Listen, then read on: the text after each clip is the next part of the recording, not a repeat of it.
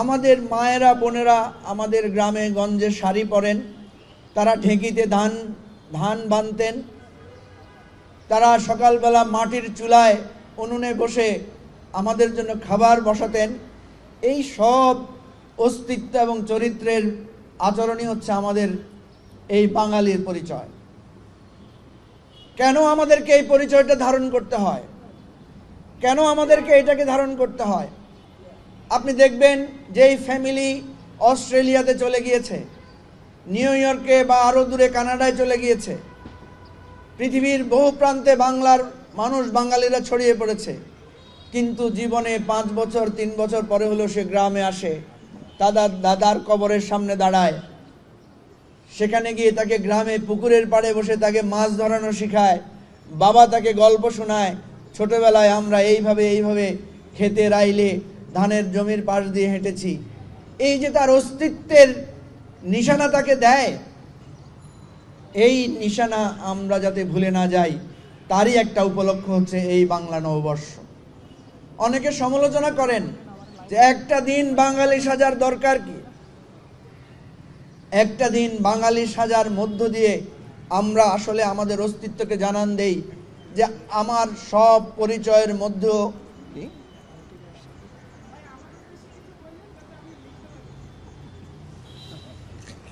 আমাদের এই বাঙালি চরিত্র, এই বাংলার আবহমানকালের আমাদের যে সংস্কৃতি, সেটাকে আমরা পহেলা বৈশাখে ধারণ করি এবং পহেলা বৈশাখে আমরা আমাদের সন্তানদেরকেও সেটা শেখাই।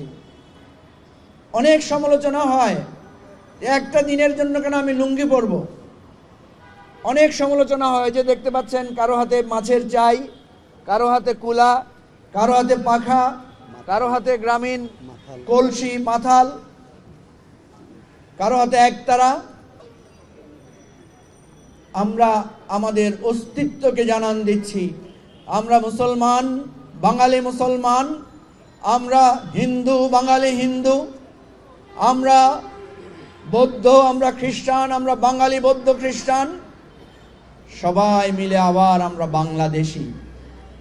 এই যে তিনটা পরিচয়, একটা আমার জাতিসত্তার পরিচয়, একটা আমার পবিত্র ধর্মের পরিচয়, একটা আমার এই বাংলার ভূখণ্ডের বাংলাদেশের জাতিসত্তার পরিচয়। আমরা বারবার বিভিন্ন উৎসবে আমরা এই পরিচয়গুলোকে আমরা লালন করি, আমরা পালন করি।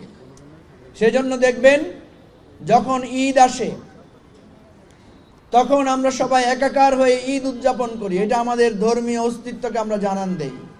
যখন রমজান আসে তখন আমরা সেই মাসকে উদযাপন করি।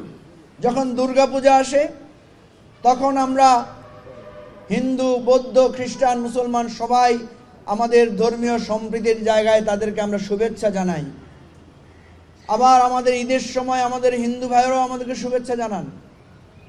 ওই উৎসবগুলো আমাদের যার যার ধর্মের আলোকে আমরা পালন করি। অন্য ধর্মের লোকেরা সেটাকে আমরা শ্রদ্ধা জানাই, সম্মান জানাই, তাদের ধর্মীয় দায়িত্ব পালনের জন্য আমরা সুযোগ সুবিধা করে দেই। কিন্তু কিছু কিছু উৎসব আছে যেখানে আমরা সবাই একাকার হয়ে যাই। আমাদের 26শে মার্চ, আমাদের 21শে ফেব্রুয়ারি, আমাদের 16ই ডিসেম্বর, আমাদের শুভ বাংলা নববর্ষ, এগুলো হচ্ছে আমাদের জাতিসত্তার একাকার হয়ে একত্র হওয়ার একটা উৎসব। প্রিয় ভাই ও বন্ধুগণ, আমাদের এই অস্তিত্বে আঘাত করার জন্য মাঝে মাঝে বিতর্ক সৃষ্টি করে। সেই বিতর্কগুলো কি? কখনো কখনো এখানে অতিরঞ্জনের থাবা পড়ে। দেখবেন বাঙালি সংস্কৃতি বলে অত্যাধুনিক অনেক সংস্কৃতির এখানে আবির্ভাব ঘটে। কালকে আমি দেখেছি বহু জায়গায় ব্যান্ড সঙ্গীত বাজছে।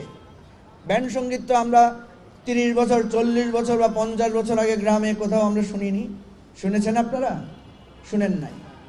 তাহলে বাংলা নববর্ষের অনুষ্ঠানে ব্যান্ড সঙ্গীত এনে এটা একটা অন্য সংস্কৃতিকে এখানে চাপিয়ে দেওয়ার একটা চেষ্টা। আপনারা জানেন বহুল আলোচিত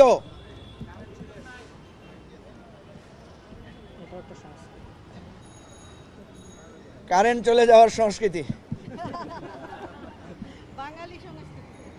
প্রিয় ভাই ও বন্ধুগণ, কথা কি চালাই যাব? আমাদের এই যে সাংস্কৃতিক থাবা, এখানের মধ্যে একটা রাজনীতি আছে, এখানের মধ্যে একটা ব্যবসা আছে। আমরা একটা বিষয় সবসময় সমালোচনা শুনি, আপনারা দেখবেন যে বাঙালি সংস্কৃতি নাকি সকালবেলা পান্তা ভাত দিয়ে ইলিশ মাছ খাওয়া। আমরা ইলিশ মাছ খাই, কোনো সন্দেহ নাই, কিন্তু এমন একটা সময় বৈশাখ, যে সময় ইলিশ মাছ পাওয়া যায় না, যে সময় ইলিশ মাছ সবচেয়ে কি দামি পাওয়া যায়, কিন্তু ইলিশ মাছ হচ্ছে এই সময়টাতে অনেক দাম। অর্থাৎ এই সময়ে ইলিশ মাছ দিয়ে উৎসব করা মানে হচ্ছে ব্যবসায়ীদের পকেট ভারী করা। এটা একটা ব্যবসায়িক ষড়যন্ত্র। আপনি দেখবেন শুধু বৈশাখে ইলিশ মাছ খাওয়ার জন্য ফ্রিজগুলোতে 2 মাস 5 মাস 6 মাস আগ থেকে ইলিশ মাছ জমিয়ে রাখে। কি বলেন, রাখে না? তো এই যে ফ্রোজেন ইলিশ মাছ খাওয়া এবং একটা পিস ইলিশ মাছের দাম 700 টাকা 800 টাকা, এটা কি বাঙালি সংস্কৃতি হতে পারে? হতে পারে না। সুতরাং এই ধরনের অনেকগুলো চাপিয়ে দেয়া সংস্কৃতি আমাদের মধ্যে চালু করা হয়েছে, এটা একটা সমস্যা। আরেকটা সমস্যা হচ্ছে ধর্মীয় বিতর্ক, যে এইটা জায়েজ নাই, ওইটা না জায়েজ, এটা আমাদের সংস্কৃতি না।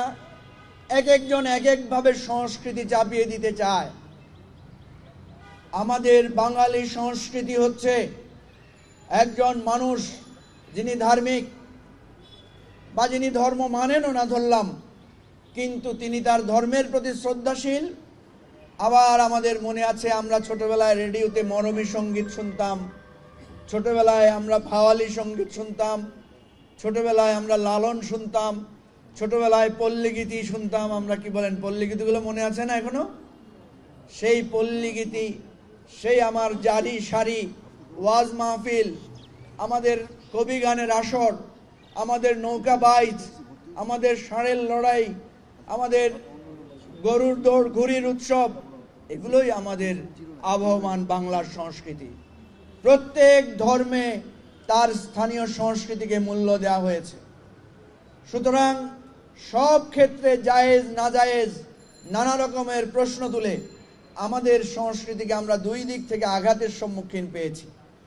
একটা হচ্ছে বাঙালি সংস্কৃতির নামে বিজাতীয় সংস্কৃতিকে চাপিয়ে দেয়া, আরেকটা হচ্ছে ধর্মের বাড়াবাড়ির মধ্য দিয়ে এসে সংস্কৃতিকে ধর্মের আবরণে তৈরি করার চেষ্টা করা।